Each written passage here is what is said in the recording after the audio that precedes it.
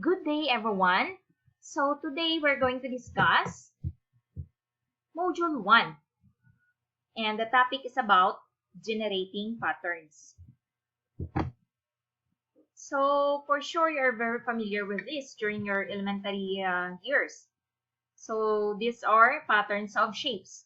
So for the first given set of shapes, we have triangle, rectangle, triangle, rectangle, triangle, rectangle, and of course, the next shape will be triangle. Very good. I can still hear your answers over here.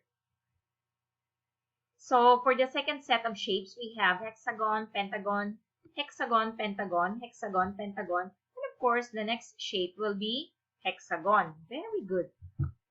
So all of these are what you call patterns.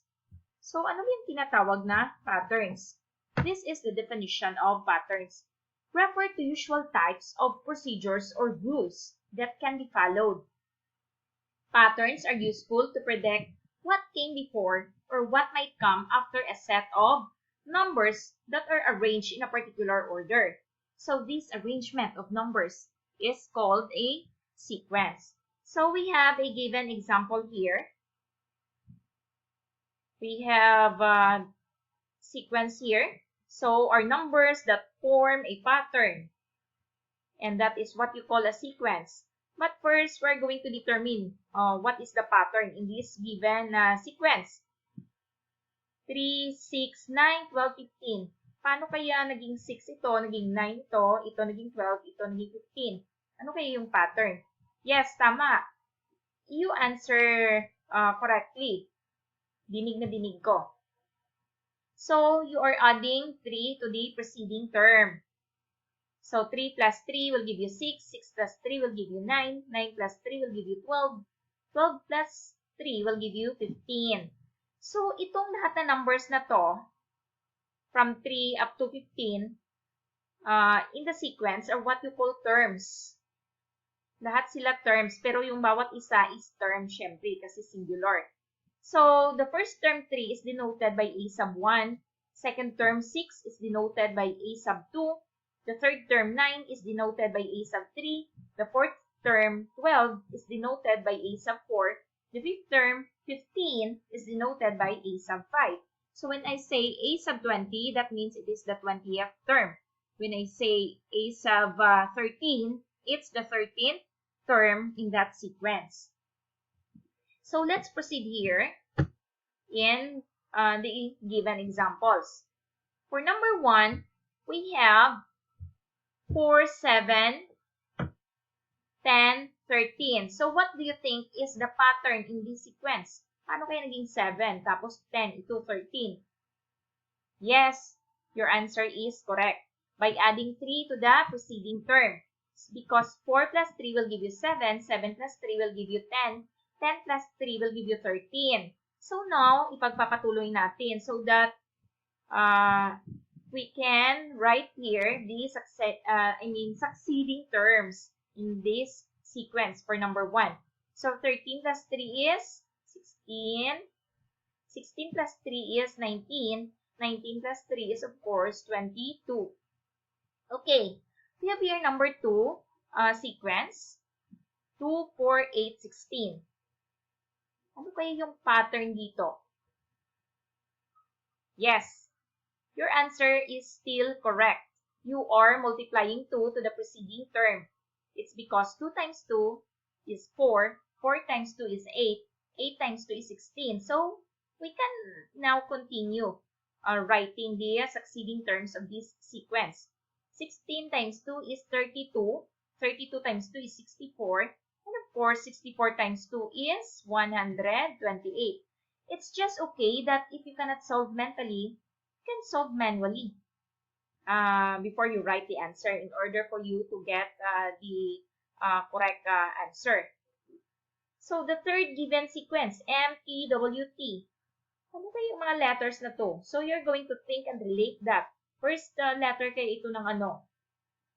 These are the first letters of the days of the week. M for Monday, T for Tuesday, W for Wednesday, another T for Thursday, and if we're going to continue, I'm going to write here F for Friday, S for Saturday, and another S for Sunday. So, my drawing pad here has no lines. That's why, sorry for my penmanship. Okay, for the given sequence for number 4, we have 2, 4, 6. Ano kayong pattern dito? What do you think? Yes, tama. Dinig na dinig ko yung answer mo. So, we can get the next term by adding 2 to the preceding term. Yung pattern natin ay nag-a-add tayo ng 2. So, 2 plus 2 is 4, 4 plus 2 is 6, 6 plus 2 is 8, 8 plus 2 is 10, and 10 plus 2 is 12. Then, the last given example, we have 1, 4, 9, 16. Paano kaya? Nakuha na 4 dito, then dito 9, then naging 16. I'm not adding here the same number because 1, yung dinagdag ko is 3, so naging 4. Tapos ito 4, yung dinagdag ko is 5, naging 9. So, hindi matatawag na pattern kasi hindi magkapareho.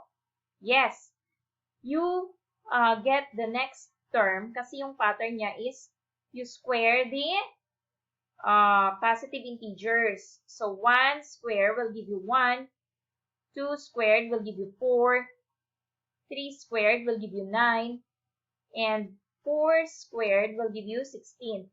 I just want to emphasize to all of you na pag sinabi natin 4 squared, it's not 4 times 2. Never multiply the base to its exponent or power. So that means you're going to multiply the base, the number of times indicated by the exponent or the power. Let's say 4 squared, that means 4 times 4. So that's why we have 16. Then the next is 5 squared, and it's not 5 times 2, but 5 times 5, and that is 25.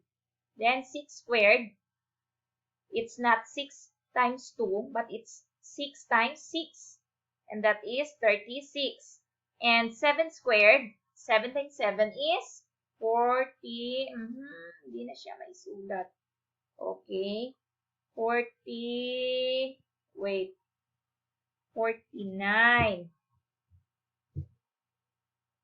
So, 49.